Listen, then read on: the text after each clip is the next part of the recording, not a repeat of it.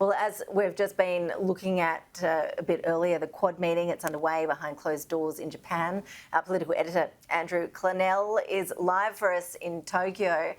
Andrew, we've just seen Joe Biden side by side with Anthony Albanese. We know that the rising reach of China in the Indo-Pacific is really high on the agenda that is for the meeting that's now underway. What a moment for Anthony Albanese. I mean, he's barely been sworn in about 24 hours ago, and here he's meeting these world leaders, including the US President, all of whom are heaping praise and congratulations on him for his victory and his effort to get to this quadrilateral dialogue meeting. So Joe Biden here even joking, interesting joke for Joe Biden, we don't mind if you fall asleep because you've had so much on and you've rushed here to this meeting. Have a listen.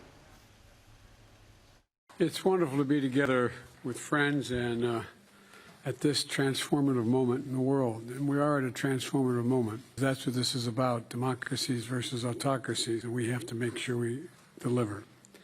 Prime Minister Albanese, I welcome you to your first Quad meeting. Like I said, you got on a plane, you were sworn in, got in a plane, and if you fall asleep while you're here, it's okay.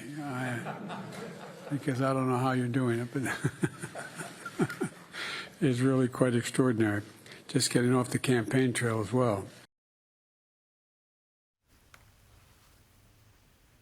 Look, Anthony Albanese, what he had to say to the Quad really could have been what Scott Morrison would say to the Quad about the Indo-Pacific, working together on challenges there, meaning China, except for this.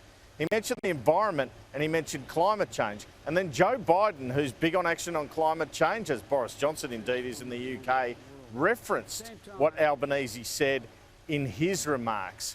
So as well as all of these issues around, as Joe Biden said, democracies versus autocracies, read into that Russia and Ukraine and China and Taiwan, or China and anyone else, including their role in the Pacific, they really want to put climate change on the agenda. Have a listen to Anthony Albanese.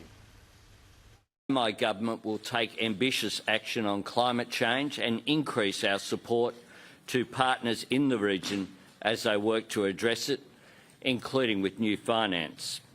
We will act in recognition that climate change is the main economic and security challenge for the island countries of the Pacific.